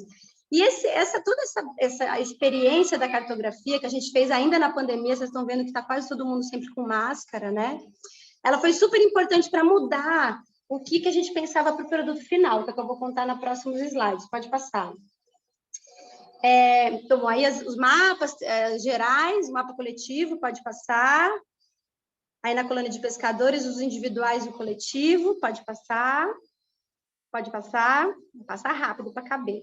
E aí foi aparecendo nos debates, volta ali anterior, há muita questão nas tecnologias, no trabalho diário, nas trocas entre elas, a questão do dos panos, né? Então, primeiro a rudia, ela está mostrando aqui como fazer, pode passar. O próximo slide é a rudia que eu fiz ali no meio, e as coisas que a gente pesquisou sobre essa forma de amarração de pano para carregar coisas no trabalho, né? Para carregar na cabeça, sabe aquele... A gente vê, às vezes, pessoas carregando coisa na cabeça e não tem ideia que existe toda uma tecnologia que é uma amarração de pano para aquilo ficar estável e não machucar na cabeça, que chama rudia. E foram surgindo outras coisas de pano, né? Pode passar. Ela sempre começou, todo mundo usando turbante, pode passando, vai passando. Turbante, aí começaram a trocar formas de amarração de turbante, pode passar. Aí a Zica ensinando uma forma de amarrar o turbante, pode passar, vai passando. E foi aparecendo muito essa questão do pano, a gente então trouxe uma consultora, que é uma moçambicana, que trouxe a capulana, que é um pano de Moçambique, que é feito para tudo, amarrar de tudo, fazer roupa. Ela deu uma oficina para as mulheres da Serra presencial, mas online para todas as pessoas da equipe, pode passar. Essa ela dando oficina, acho que tem mais uma foto dela dando oficina, pode passar. E aí foi caminhando, né? Nos debates, a gente, a partir disso, começou a estudar outras formas de carregar e de amarrar com panos em outros países, em outras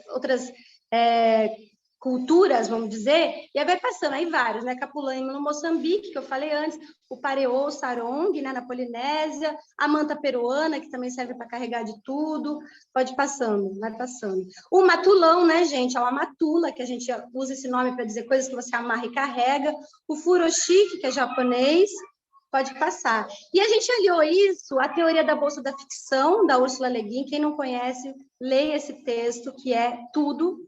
É um texto de uma pessoa que é romancista, mas é um texto teórico, que ela fala, então, da gente mudar o ponto de vista, para abandonar as histórias das lanças e das espadas e passar para aquilo que, de fato, talvez tenha sido a primeira tecnologia desenvolvida pelo ser humano, que deve ter sido uma coisa para carregar, uma bolsa, uma sacola, algo recipiente para você levar comida para casa, para você levar uma criança, e não, na verdade, uma arma para matar, como é contado nas histórias oficiais. E, a partir disso, pode passar, tem uma citação dela, mas eu não vou ler, não, pode passar, Rox, pode passar. Primeiro dispositivo cultural, provavelmente, a gente pensou nisso, ser uma bolsa. Então, juntou a coisa da bolsa, do carregar, com a coisa do pano, né? E como algumas amarrações com o matulão são bolsas, o trabalho virou que a gente não ia mais fazer o manual impresso num papel, e sim um pano que fosse possível de amarrar de vários jeitos e nele tivesse impresso as tecnologias que elas desenvolveram nos campos. Pode passar. E aí a gente passou a desenvolver, primeira pesquisa, que tamanho teria esse pano, para poder amarrar várias coisas. Aí juntamos aquela pesquisa de tamanhos e tal, pode passar. E que também coubesse todo o conteúdo que a gente queria botar lá, né? A inspiração veio dos desenhos das mulheres das cartografias, não só do desenho da Zica, que foi fundadora, essas 3 árvores, que viraram as 3 árvores, uma de cada território, entrelaçadas as raízes, mostrando a conexão entre elas, que foi super bonito, gente. A Zica conhecia a Ana, do Rio de Janeiro, de outras épocas, foi tipo assim, encontro de pessoas que já estão conectadas ancestralmente. Pode passar. E aqui, outros desenhos que foi uma demanda trazida pelas mulheres mesmo, dos territórios aparecerem nesse pano, não só as tecnologias, mas os territórios. Apareceu os desenhos do território, apareceu os mapas, né? E os desenhos delas também foram incorporados no produto final. Pode passar. Então, a gente pegou os desenhos todos e tentou deixar eles parecidos, como vocês podem ver aqui, para ficar uma mesma linguagem visual, porque são várias mulheres que desenharam, pode passar. Isso foi feito pelo Escritório Modelo de Design, que também fez parte do projeto, e as referências aí que a gente foi construindo junto com elas, por meio do processo de educação popular e design participativo, né? A coisa do circular, a coisa das luas, né? As árvores, as raízes entrelaçadas, pode passando essas cores, né? Os círculos, vários círculos. E aí a gente pensou uma coisa também, porque é caro imprimir no pano, volta lá, Flor, na anterior. É caro imprimir no pano, a gente pensou um jeito disso virar também um livro. Então a gente fez a loucura de projetar uma coisa que era tanto pano, 1,40 por 1,40, e dentro dele tinha uma grelha de 20 por 20, que possibilita que você imprima depois em 49 folhas A4 o conteúdo. Então o conteúdo está todo organizado sem você perceber, dentro dessa grelha. Quando você imprime, você vê que não corta conteúdo, tá? Pode passar. No começo, a gente pensou as árvores assim, então pensar os conteúdos dentro das árvores, pode passando que é coisa pra caceta. E depois veio vindo a ideia de ser uma coisa de não ter cima e embaixo, né? Usar o circular como organização do conteúdo, isso é uma sugestão também das mulheres.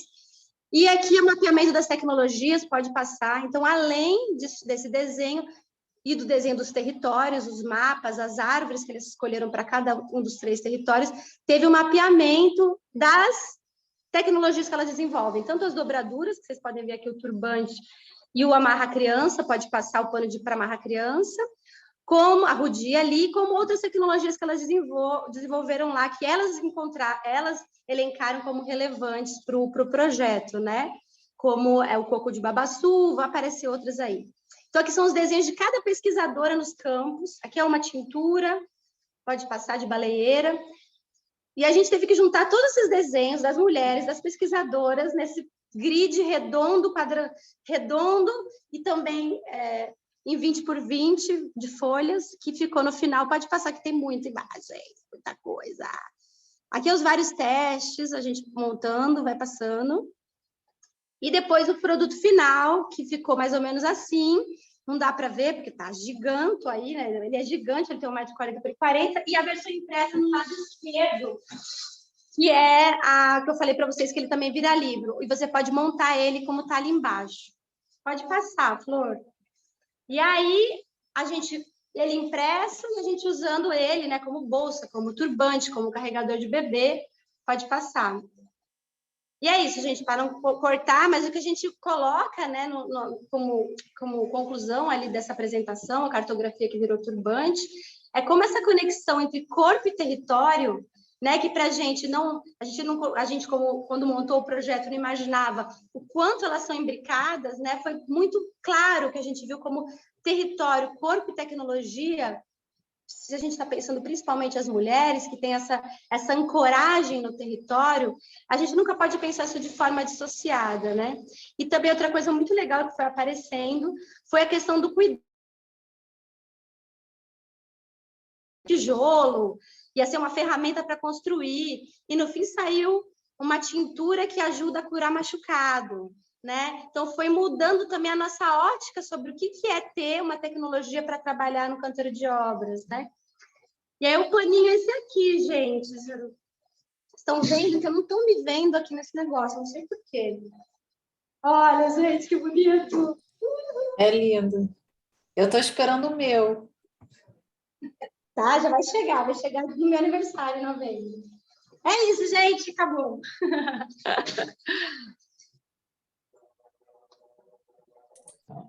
Muito lindo esse trabalho, Dia. Maravilhoso. Legal, pena que eu falei correndo. É, Mas quem quiser a ter o site desconstrução da cartografia no papel, né? Totalmente, assim, no coletivo, que pensa em diversos territórios, né? Eu acho que todos os trabalhos têm essa dimensão da desconstrução e da reconstrução, né? Que, na verdade, são construções de concepções, considerando o passado, considerando os territórios, considerando a relação do nosso corpo com o território, assim, muito lindo.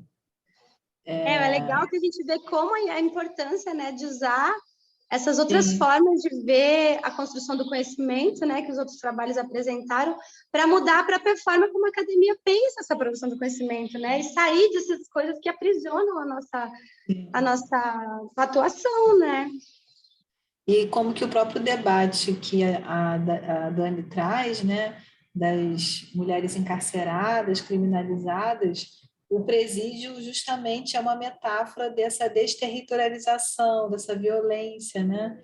Então é bem interessante a gente juntar aqui todo mundo e pensar sobre isso, né? Como que essa relação com o território para as mulheres na vida cotidiana atravessa não só as relações de poder, mas as relações de transformação, de existências e resistências, né? Muito bonito, assim.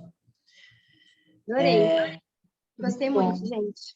Os trabalhos todos. A gente tem 4 minutos. Sim. sei se a Dani e a Mayara querem falar, né? E a Tainá. Pois é, para a gente falar. Eu não sei, eu sei que tem Vanessa aqui, Gislaine, Carolina, não sei se elas querem comentar alguma coisa, mas também Perguntar. deixo Dani e Mayara também, se quiserem comentar, Tainá. Fala aí, Tainá, então. Já começa assim? É. Ah, tá. Eu queria parabenizar a Mayara. Não sei, eu só fiquei cheia de lágrimas aqui. Estava emocionada com a sua apresentação. Eu estava com Obrigada. sono, já perdeu. Não tem mais nem um pouquinho de sono Obrigada. depois disso.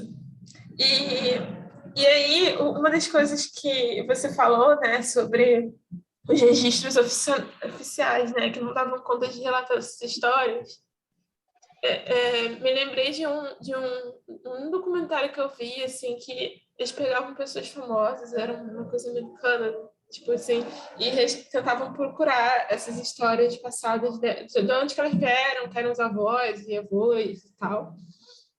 Depois eu vou pesquisar para mandar e tal.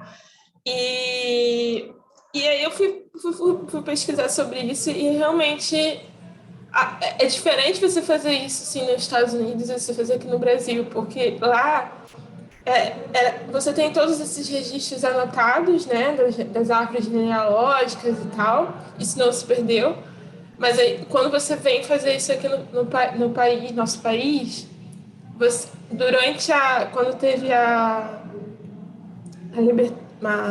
quando acabou a escravidão, né, muitos desses registros foram apagados e queimados, né?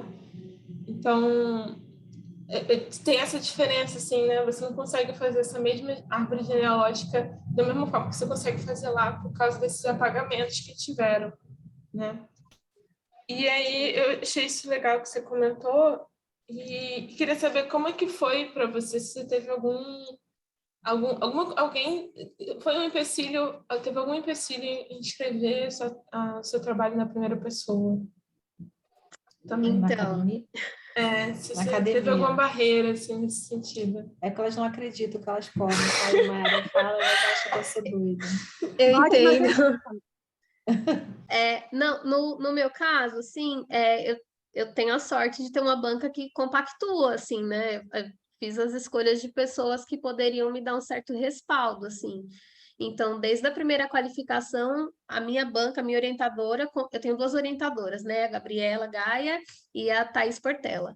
E aí elas, né, já sim, e as duas já conversaram com a banca sobre a ideia de criar um espaço em que eu fosse respaldada, né? Perguntaram se todas elas concordavam com isso, de que a partir dali elas estavam me dando aval para que eu realmente rompesse com algumas regras, assim. Então isso foi muito combinado, assim, sabe, com a minha banca. Eu já estava fazendo, né? Fui para a qualificação já tendo o texto em primeira pessoa. Então, assim, só foi um momento de realmente delas me deixarem livre, sabe? De seguir rompendo com mais regras, né? Porque são várias coisas assim que eu faço no trabalho, sabe? E de não seguir uma lógica na escrita, de numeração de página, de inverter a ordem de várias coisas também. Então, assim, elas me deixaram livre para seguir do jeito que eu quisesse. E mostraram que era importante também que eu não ficasse. Eu tinha muito medo, assim, de ficar. Eu achava que eu precisava validar o tempo todo, sabe? Porque eu estava fugindo da regra, então eu precisava explicar o tempo todo porque eu estava fazendo isso. E elas falaram que eu não precisava mais fazer isso, que estava tudo bem, sabe? Eu segui do jeito que eu quisesse, assim. Foi bem importante, assim, eu ter esse respaldo da banca, sabe? Aqui está o...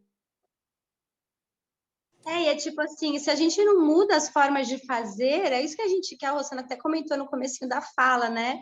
Não basta a gente usar as referências, citar as referências feministas, as feministas negras, né? Os decoloniais, se a gente não muda as formas de fazer, não muda os métodos, né? Tem que mudar os métodos, as formas de fazer.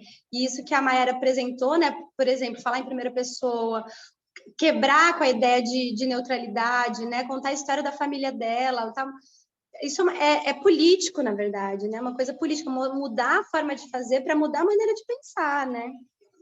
É E fundamental. também falou da experiência dela do mestrado sobre as armadilhas, né, da universidade, essa coisa de você ter uma proposição projetual em arquitetura. Sim, né? A Dani falou, né? E não deixa de ser uma experiência que mesma precisa coisa, ser... ficam sempre te empurrando E eu acho que é importante a gente falar que isso não deixa de ser uma experiência ontológica da feitura e da realização da pesquisa, e isso está marcado, a gente não precisa nem explicar, né? Está evidente, assim. A gente antes tinha essa coisa, né? Talvez a nossa geração, a minha da Diana, precisou fazer esse esforço de ficar se explicando, né?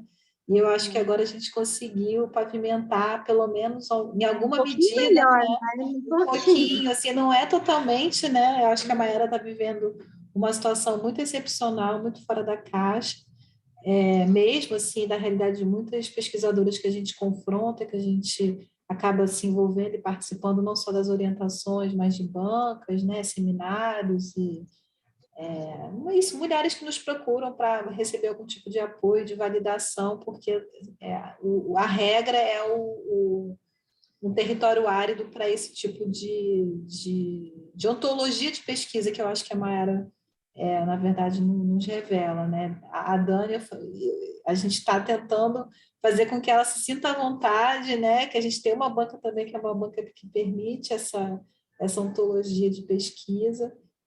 Mas é isso, cada uma acaba sendo atravessada de uma forma, né? Tem experiências diferentes, o programa no qual a gente está inserida ainda é um programa que guarda muito preconceito ainda com pesquisas, com estudos de gênero e feminismo, né? Então, é isso, é a gente fazendo no processo, né? E aí eu queria até citar uma história pessoal minha da Rossana, voltando ao artigo premiado, que ela só quer falar disso, né? Mas não é que é muito louco. Quando a gente escreveu esse artigo, que era sobre a nossa experiência, a gente fez uma crítica à academia, né? Como ela ainda é presa a vários valores, né? Modernistas, que subia aquela ideia do homem universal, que é um homem branco, europeu, tal. E aí a gente fazia essa crítica para depois falar das nossas experiências, de tentar fazer isso de outra forma, né? E aí a pessoa que foi parecerista do nosso artigo escreveu assim: mas de onde vocês tiram essas afirmações? Tem que provar essas afirmações, que a gente estava falando da nossa experiência. Então, para a gente era óbvio, a gente é professora, é pesquisadora, mais de 15 anos. Aí não, ela falou assim: mas de onde vocês estão tirando essas afirmações, que a academia é assim, assado? Aí, sabe o que a gente fez? A gente fez uma nota que é praticamente o nosso lápis. Enorme. É um lápis. É tipo assim, É metade da folha. vender. Então, assim, só para dizer que sim, a gente ainda tem que se justificar, gente. Ainda tem, mas depois a gente ganha o prêmio. Gente, a gente fez uma nota que tem tudo. A gente fez uma nota que tem tudo, assim, a gente trabalha, as considerações desse artigo vêm da nossa experiência em tais universidades, blá, blá, blá, tipo o nosso lápis. Sim. Porque é isso, a gente ainda tem que justificar, né? Ainda tem. Melhorou, concordo com a Rossana que melhorou muito quando a gente fez pós-graduação, mas ainda tem muito, né, para a gente conquistar.